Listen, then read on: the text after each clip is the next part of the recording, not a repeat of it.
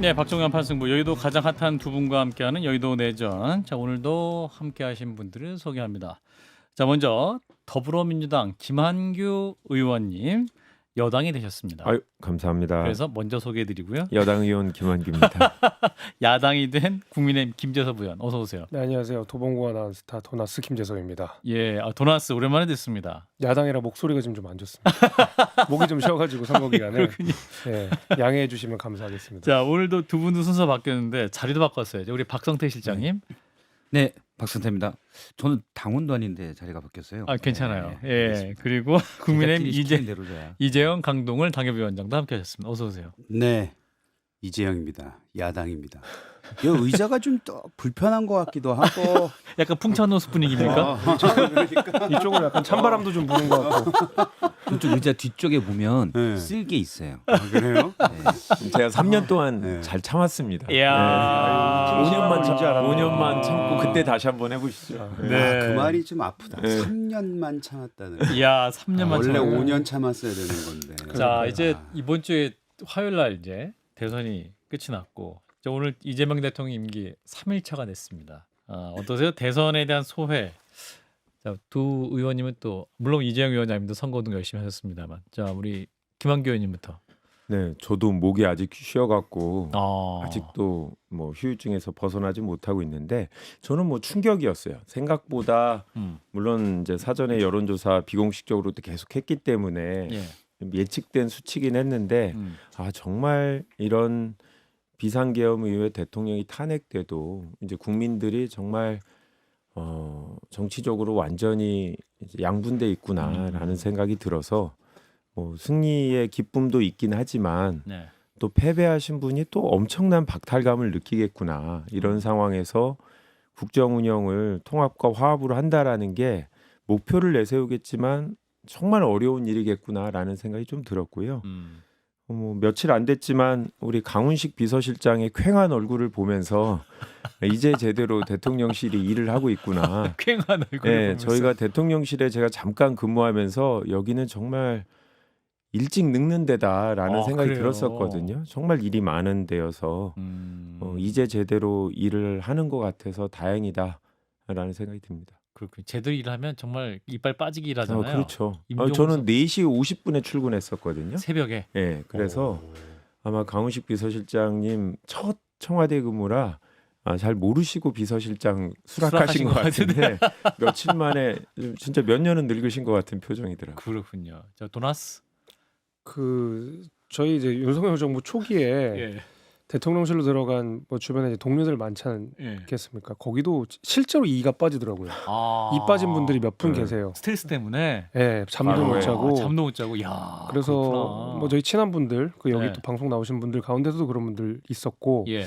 그래서 뭐 이제부터 이제 고생 많이 해주셔야 될 거고, 게다가 이제 잠재 성장률이 이제 1%대로 이제 내려앉은 상황이고, 뭐 당연히 이제 미중 관계도 뭐 첨예하게 어떻게 될지 모르는 상황이고, 네. 또 국제 질서도 바뀌고 해서 아마 이재명 정부에게 있는 숙제가 산더미 같을 텐데 잘 해주시기를 이제 부탁을 드리고, 다만 이제 그 김한규 의원님께서 그 이제 국민의힘의 지지율이 생각보다 높았다 이제 말씀을 해주시는 것 41. 때문에 예. 이게 자칫 우리가 잘한다고 생각할 수 있거든요. 음. 제가 어제 의원총회에서 발언을 했던 건데 이 젖잘싸란 얘기하면 안 된다라는 얘기 졌지만 했는데 잘 싸웠다. 그렇죠. 왜냐하면 이제 뭐 영남 지역들 가운데서 일부는 그리고 강남 3구 중에서 일부는 지난 대선보다 더 높게 받은 데도 있더라고요. 그래서 이제 평균적으로 좀 올라가긴 했는데 국민의힘의 열세라고 불리는 뭐 서울 서북부나 제가 있는 동북부는 거의 10%포인트 이상씩 다 빠졌어요. 지난 대선에 비해. 아하. 그러니까 더 빠졌다. 그렇죠. 이제 지지율의 편차가 지난 대선보다 더 많이 그 차이가 난다는 거죠. 그러니까 어떤 데는 더 오르기도 했지만 어떤 데는 더 많이 빠졌기 때문에 그 평균의 함정에 빠지면 안 되고 우리가 아주 냉정하게 이 선거를 바라봐야 될 것 같아서 뭐 41대 49 어떻게 보면 잘했다고 할 수 있고 일선에서 이재영 위원장님이나 뭐 저같이 일선에서 고생하신 의원님들이나 위원장들이 있지만 예. 절대로 이걸 잘했다고 우리가 생각해서는 안 된다는 말씀도 같이 하겠습니다. 예, 우리 김재섭 의원님은 이제 웃음기 싹 빼고 벌써 다음 선거 준비하시는 것 같아요.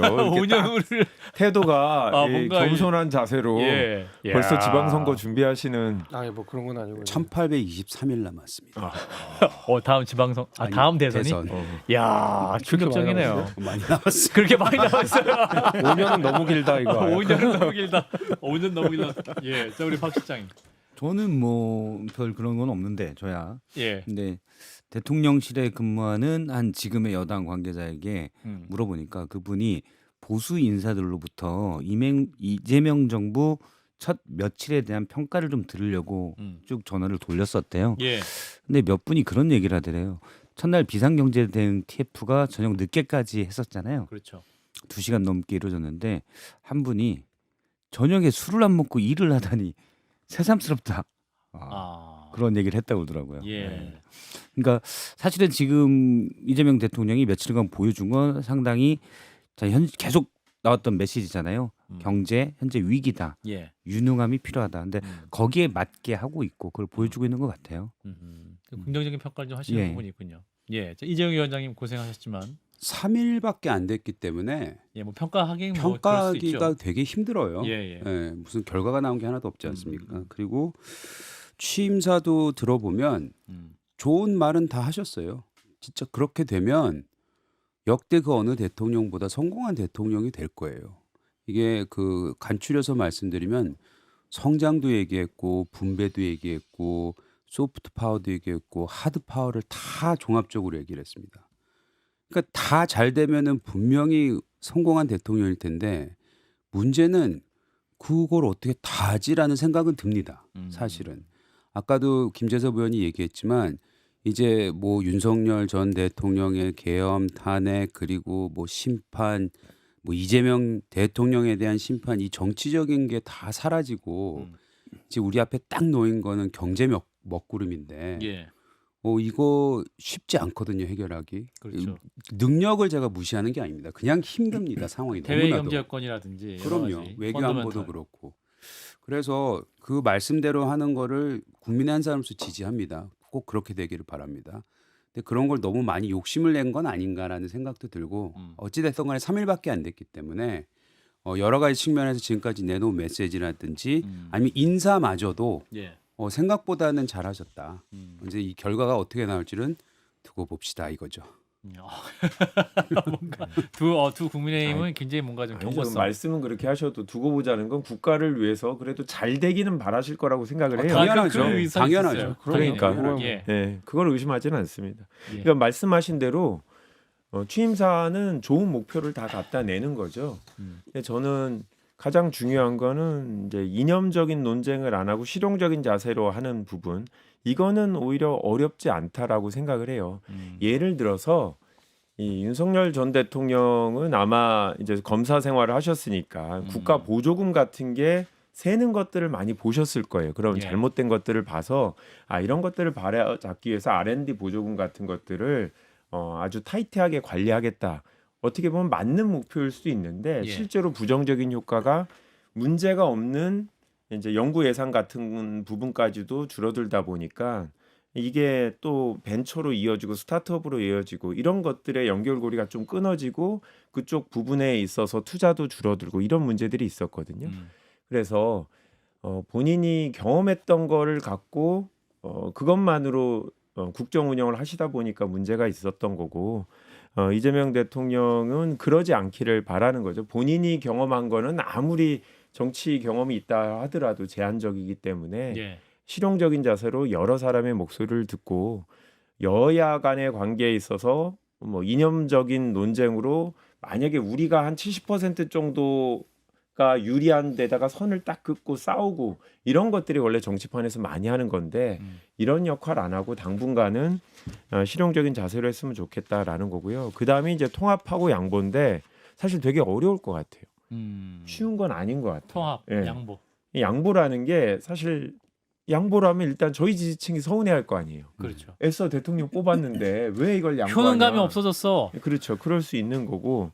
그다음 통합이라는 게 말이 쉽지 갑자기 그렇다고 국민의힘 출신 장관을 임명하기도 어렵고 왜냐하면 음. 국민의힘에서도 원하지 않을 거고요. 예. 통합이라는 게 그렇게 음. 뭐 장관 몇 명을 보수적인 사람 임명한다고 해서 되는 부분은 아니고요. 이번 선거 결과에서 봤듯이 아무리 뭐 계엄이 있건 뭐라건 서로에 대해서 민주당 출신 대통령은 안 된다라는 생각이 되게 강한 거고 그렇죠. 저희도 표현이 좀 뭐 여전히 선거 때 많이 써서 그렇긴 한데 뭐 내란 세력이라고 국힘을 보는 분들이 되게 많고 우리 당에서 이런 데서 아니 통합을 하더라도 어떻게 내란 세력과 하냐라는 인식이 아직 되게 강하기 때문에 예. 저도 이 목표 달성을 과연 어떻게 해낼지 상당히 난관이 많을 거다라는 생각이 들고요. 그래도 국민의힘에서도 경제 성장에 대해서는 공감하는 부분이니까 초반에는 좀 목표를 좀 제한을 해갖고 이 경제 성장 관련해서는 의견 합치를 해서 하자. 좀 이런 식으로 통합이 이루어졌으면 좋겠다 생각합니다. 저도 이제 한 김기현 사흘 의원. 정도밖에 안 돼서 이재명 정부가 출범한지 그 어떤 뭐 평가를 하기에는 너무 짧은 시간이긴 한데 아쉬운 점을 하나 좀 짚고 넘어가긴 해야 될 것 3일 만에 같아요. 아쉬운 게 생겼어요. 아쉬운 게 있죠. 예, 3일 만에. 왜냐하면 이재명 그 대통령의 취임사 내지는 이재명 대통령의 핵심 기치 하나를 꼽으라면 저는 실용인 것 같거든요. 예. 김영구 의원님께서 말씀하셨듯이. 근데 이 실용이라고 하는 것의 정의를 우리가 잘 따져봐야 될 것 같아요. 실용이라고 하는 게 그때그때 필요한 거 마구잡이시로 갖다 쓴다. 내지는 난 이념 같은 거 없다라는 게 우리를 실용주의라고 하지 않습니다. 보통 실용주의라고 한다 그러면 철저하게 실험을 해보고 거기에 따른 결과에 겸허하게 받아들이고 실패하지 않는 것을 우리가 실용주의라고 하거든요. 예. 그러니까 실험에 따른 결과에 겸허한 것 실용주의의 가장 중요한 가치예요. 근데 이재명 정부가 출범한 이후에 바로 지역화폐 이야기가 나오고 있고 민생 지원금 25만 원 이야기가 나오고 있거든요. 근데 지역화폐 같은 경우에는 여러 차례 이것이 승수 효과를 일으키지 않는다. 지역 상권에 크게 도움되지 않는다라는 결과가 나왔습니다. 그다음에 민생 지원금 25만 원 역시도 그게 부익부 빈익빈이 돼서 예를 들면 소득이 높고 자산이 높은 사람들 같은 경우에는 25만 원 받으면 말 그대로 어떤 사치제를 쓰거나 아니면 자기 투자를 쓰는데 이 소득이 낮거나 자산이 없으신 분들은 정말 생계를 이어가기 위해 25만 원을 소비를 해야 되는 상황이 되다 보니까 예. 25만 원의 가치가 다르게 달라서 사실상 이게 더 부익부 빈익빈을 강화한다는 결과들이 많거든요. 그러니까 이런 결과들을 깡그리 무시한 채 다시 한번 지역화폐 하겠다. 그러니까 본인이 그동안 내세웠던 그리고 민생지원금을 하겠다라는 것은 실험 결과 앞에 겸허하지 않은 것이죠. 저는 그런 의미에서 이재명 대표가 이야기한 실용이라고 하는 것이 이런 것이 실용이라고 한다 그러면 저는 그런 걸 실용주의라고 생각하지 않고 정말로 정말 그 실용적인 정부가 되기 위해서는 안 되는 건 안 된다고 인정하는 게 저는 가장 중요한 이런 태도라고 정책은 굉장히 생각합니다. 좋습니다. 뭔가 네. 이제 어떤 서로 네거티브 공방이 아니라 어떤 정책을 해야지 나라 삶이 좋아질 것이냐, 국민의 삶이 더 좋아질 것이냐 이런 논쟁이 앞으로 좀 많이 있으면 좋겠고. 그래서 이제 오늘 1차 인선이 발표됐지 않습니까? 이제 어제 모경종 의원이 저희 방송에서 이제 발표된 인선을 보면 다 즉시 전력감이다. 축구를 보면 즉시 전력으로 쓸 수 있는 사람들만 뽑았다. 근데 반면 또 개혁신당의 천하람 원내대표는 통합과 거리가 멀다. 또 이렇게 또 엇갈리는 해석을 하기도 합니다만 내분 의견 한번 듣고 있습니다. 우리 박성태 실장님 오늘 여러 수석까지도 발표가 됐습니다만. 예, 오늘 그러니까 이재명 대통령과 과거 일을 했던 예. 분들 중심으로 수석이 됐고요. 경제 쪽에 했기 때문에 아마 많은 분들은 모르고 저도 사실 잘 이분들을 잘 모르는 분들이 많지만 예. 전문가 중심으로 했다라는 생각은 듭니다. 예. 몇 분에 대해서 얘기를 들어보니까 그쪽에서 예를 들어 사회수석 같은 경우도 그쪽 방면에 사회수석 문진영, 예, 정책실장 어. 김용범, 경제성장수석 하준경. 예, 사회수석 같은 경우도 그 방면에 나름 이제 어떤 복지나 이 분야에 대해서는 평이 괜찮더라고요. 예. 그래서 근데 정치적으로 논쟁이 있다거나 그런 분들은 없고 그냥 전문가들을 썼다라는 느낌입니다. 예, 이제 국정기획위원장 그 사실상 인수위 역할을 하는 자리에는 이제 이한주 민주연구원장이 위원장 역할을 하게 될 것이다 이런 얘기도 나오는데 우리 경제통인 이재용 위원장님. 그 경제성장 수석 하준경 교수님이시잖아요. 예. 이분은 성장을 굉장히 중요시 생각하고 본인 스스로가 케인지안 경제학자라고 얘기를 합니다. 그리고 이분의 이력을 보니까 그 과거에 지난 대선에 방금 지난 대선 말고 지난 대선에 그 전환적 공정 성장 전략 위원회가 있었는데 그 예. 후보 바로 직속이었거든요. 거기 음. 위원장을 하셨더라고요. 그러니까 어찌 보면 이재명 대통령의 지금 경제 성장에 대한 방점은 다 이분 머리에서 나온 것 같아요. 아하. 근데 이분 같은 경우에도 사실 20년인가 그때 내놓은 기고를 보면은 지역 화폐나 이런 거에 대해서 그렇게 긍정적인 평가를 내신 분은 아니에요. 오히려 그때 나왔던 기본소득에 대해서 이분이 얘기를 하신 걸 들어보면 국민의힘의 우리 당원 단계에 나와 있는 기본소득하고 그 철학이 오히려 더 맞닿아 있어요. 근데 그 이후에 이제 이재명 후보를 이제 뭐 도우면서. 보좌하게 되면서 약간은 생각이 바뀌셨는지 그 워딩이 좀 다르게 나오는 것 같긴 한데 방점은 그래도 성장의 방점을 뒀다. 그거는 이재명 대통령이 후보 시절에 계속 얘기했던 경제가 성장해야 된다 이런 것에는 어느 정도 보조를 맡은 것 같아요. 근데 앞으로 이분이 어떻게 하실 거냐에 대해서 이제 굉장히 중요하다고 생각이 들고요.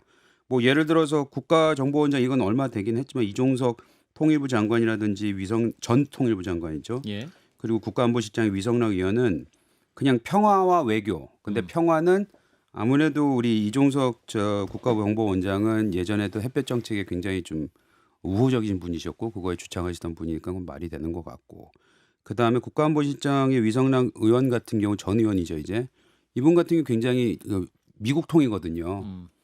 미국에서 뭐 일도 했었고 한국에서 계속 친밀하고까지는 모르겠지만 하여튼 한미 그 동맹에 대해서 굉장히 중요시 생각하시는 분으로 저는 알고 있어서 예.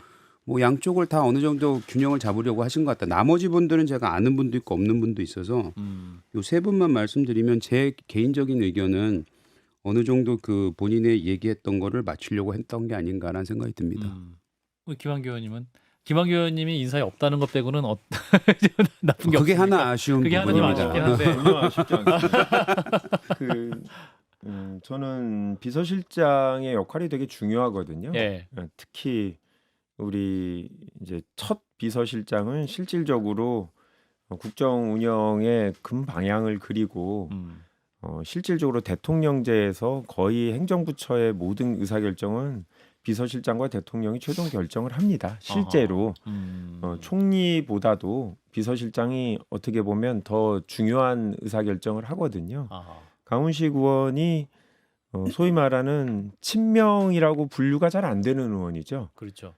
색채가 명확하지 않다기보다 특정 계파에 속해 있지 않고 그리고 상당히 젊은 73년생 젊은 이제 의원인데 국회의원직을 내놓고 비서실장을 간다라는 거는 쉬운 선택은 아니에요. 그런데 이런 선택을 할 만큼 우리 의원들이 이번 정부의 성공에 대한 어떤 각오가 대단하다라는 거를 이제 보여주는 거죠. 통상적으로 원외에 있는 분들이 다 대통령실에 가는 건데 이제 의원이 아닌 분들이. 예, 그렇죠. 왜냐하면 겸직할 수가 없기 때문에 그리고 강훈식 의원이 두루 여당 의원들하고도 여야 의원들 간의 관계가 다 괜찮은 분이고 그리고 뭐 특별히 이념적인 이런 것보다 정무적인 판단 소위 말하는 일반 국민들 중도 이런 분들의 시선에 대해서 항상 당에서 다른 목소리를 내고 이재명 대통령한테 자문을 했던 사람이라 그런 면에서 비록 이제 보수적인 인사가 뭐 총리가 되거나 이러진 않았지만 통합하고 거리가 멀다라는 천하람 원내대표의 어제 발언에 대해서는 좀 이견이 있는 거고요. 나머지 분들도 제가 봤을 때 다 실제로 뭐 실무적으로 특별히 이념적인 색채를 갖고 우리 쪽 진영만 좋아할 만한 이런 사람들은 아니고 대통령이 하는 방향을 실무적으로 잘 도울 분들이라 저는 무난한 인선이 아닌가 싶습니다. 예. 임재석 의원. 저는 이제 비서실장 등 이제 정무 라인에서는 좋은 점수를 드리고 싶어요. 뭐 강훈식 의원 저랑 같이 정무위원회도 같이 하고 계시지만 뭐 사이가 좋은 분이시고 괜찮았습니까? 뭐 친하다고 할 만큼 이렇게 뭐 소통이 많았던 건 아니지만 예. 좋은 분이라고 생각하고 예. 사실 윤석열 정부 초기 비서실장인 김대기 비서실장, 그러니까 관료 출신이었고 기재부. 이후에도 윤석열 대통령은 보통 그 비서실의 주요 인사들을 관료 출신들을 많이 했었거든요. 맞아요. 그러다 보니까 이게 뭔가 정치가 잘 안 이루어진다 이런 얘기들 많았잖아요. 우리가 초반에도 이야기를 나눴던 이 분열과 갈등의 문제를 해소하기 위해서는 그래도 정치가 작동을 해야 되는데 그런 의미에서 정무 주요 라인들의 그 정치인 출신들이 간 거는 그래도 이재명 대통령이 뭔가 이 갈등이나 분열을 해결하고 싶다는 의지가 엿보인 인사라 저는 거기에는 높은 점수를 드리고 싶고 그렇지만 이제 외교 안보 라인에 있어서는 저는 좀 비판적입니다. 예를 들면 이제 이종석 그 전 국정원장 통일부 같은 경우에는 전 통일부 장관 같은 경우에는 사실 그 노무현 행정부 때 이제 뭐 햇볕 정책에 그 책임이 그러니까 실패한 햇볕 정책에 책임이 있는 분이시기도 하고 또 노무현 행정부 때 그 자주파의 가장 핵심적인 분이었잖아요. 그러니까 우리 한미 동맹 관련해서 자주파 핵심인 분이었기 때문에 반미 인사로 자주 분류가 되거든요. 근데 지금 안 그래도 우리가 미국과의 관계가 굉장히 첨예한 상황이고 트럼프와의 관계가 뭐 전화를 했네 안 했네 가지고 되게 미묘한 상황에서 이런 분이 국정원장으로 간다고 했을 때에 그 좀 걱정되는 부분들이 분명히 있는 것이죠. 뭐 김현종 그 저 뭐 장관 이제 화마평도 좀 있는데 이분 역시도 마찬가지로 지소미아 파기에 책임이 좀 있는 분이고 이러다 보니까 약간 외교 안보 라인에 있어서는 그간에 우리가 잘 유지해야 되는 한미 동맹과 한미일 공조 문제를 해칠 수도 있다라는 우려는 분명히 있습니다. 저는 약간 이제 실패한 햇볕 정책이라고 하셨는데, 그러니까 햇볕 정책을 실패했다라고 규정하기는 좀 어려울 것 같아요. 그러니까 예. 처음에 나왔을 때부터 이건 아주 장기간에 걸친 거였고, 그래서 뭐 북한이 비핵화를 안 했다고 해서 햇볕 정책이 실패했냐? 비핵화가 사실 그렇게 처음부터 아주 쉽게 될 일은 아니었다고 보고, 일단 햇볕 정책이 진행되는 과정에 보면 문재인 정부 때만 하더라도 남북 관계가 일단 좋았잖아요. 그런데 그 전에도 그렇고 박근혜 정부 때도 그렇고 그다음에 윤석열 정부 때도 그렇고 남북 관계가 경색되니까 사실은 특히 접경 지역 같은 경우 불안함이 있었거든요. 예. 실제 뭐 국지전, 연평도나 이런 부분에 이런 불안함이 있었고요. 예. 그 햇볕 정책상 그 불안함을 없애준 것만으로도 저는 그 과정상도 괜찮았다라고 보고, 앞서 이제 이종석 국정원장 같은 경우는 예전에 이제 본인은 아니라고 하지만 자주파로도 분류가 됐었고, 근데 저는 거기에 대해서 이재용 의원님에 동의하는 게 사실은 이제 북한 문제는 국정원에서, 그 다음에 한미 동맹 문제는 안보실장, 이렇게 약간 역할 분담이 돼 있는 것 아닌가라는 생각이 듭니다. 예. 자, 이런 가운데 이제 이재명 대통령 첫 국무회의도 진행을 했고 지금 야근하고 김밥 먹으면서 일하는 장면들이 또 국민들에게 화면으로 나가게 됐습니다. 어제도 첫 안전치안 점검 회의, 지자체장을 비롯해서 군수까지 다 온라인으로 모였었는데요. 일단 화면으로 그 장면을 또 보고 이어가겠습니다.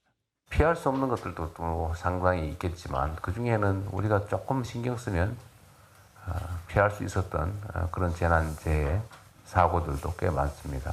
부주의나 무관심 이런 걸로 사고가 발생한 경우에는 좀 엄정하게 책임을 묻자 그런 생각이 들었습니다. 예, 자 이재명 대통령의 이제 안전치안 점검 회의 장면이었는데 사실 이제 대통령실에 가서 이제 근무를 하러 시작을 할 때 아무것도 없었다, 무덤 같았다, 프린터도 없고 필기구도 없다. 청와대에서 근무한 경험이 있는 우리 김한규 의원님, 이건 어떻게 이해해야 됩니까? 청와대에서 근무한 분들끼리 어제 얘기를 한번 해봤는데 예. 그 정도였나 박근혜 정부 때라는 생각이 드는데, 박근혜 정부 때는 랜선이 연결이 안 되긴 했는데 장비들은 다 있었어요. 그래서 네. 빨리 연결하고 하다 보니까 그 안에서 이상한 것도 나오고 그래서 당시에 김사무권도 나오고 수사하는 데 도움이 됐다라는 판단을 하셨는지 아예 그냥 싹 치우고 가신 것 같은데, 예. 대통령실에 북박이 공무원들이 있습니다. 그러니까 각 부처에서 파견되는 게 늘공. 아니라 늘공들, 총무라인들, 주로 6급 이하의 직원들이 있거든요. 예, 예. 그분들이 그런 준비들은 다 할 수 있을 텐데 왜 굳이 그런 것까지 다 치우고 나갔나. 이거는 그동안 마지막 이제 대통령실 비서실장이 의도적으로 뭔가 하나의 흔적도 남기지 말자라는 생각으로 그런 지침을 주신 것 같은데, 아니 뭐 메모지 사오면 되고요. 프린터 바로 연결하면 되니까 그렇게 큰 문제는 아닌데, 아무리 정권이 바뀌었다 할지라도 인수위도 없는데 국가를 위해서라면 공무원들도 굳이 다 원복시키지 말고, 소위 말하는 늘공 공무원들이야 어느 정권이든 대통령실에서 당장 각 부처하고의 어떤 업무 협력이라든지 교류라든지 이런 부분 위해서 필요한데 좀 너무 깨끗하게 치우고 나가신 게 아닌가라는 생각이 들고요.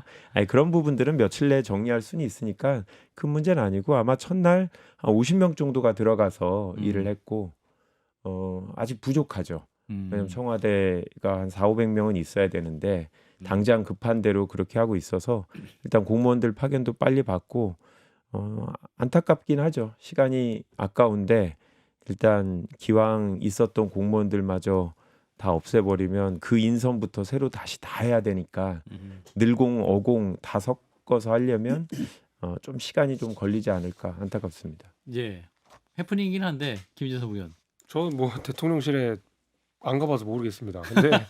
근데 뭐 아예 그 말씀하신 대로 이게 한시가 급한 상황에서 예. 자연스럽게 업무 이제 인계가 되면 좋겠는데, 그러니까 뭐 하나의 이제 해프닝이었던 것 같고, 근데 뭐 어디 또 뭐 온라인상에서는 과거 이제 문재인 청와대 이후에 이 남겨진 그 뭔가 허허벌판 같은 사무실도 나오긴 하더라고요. 그래서 뭐 꼭 이 정부의 일인가라는 생각은 좀 들긴 들었습니다.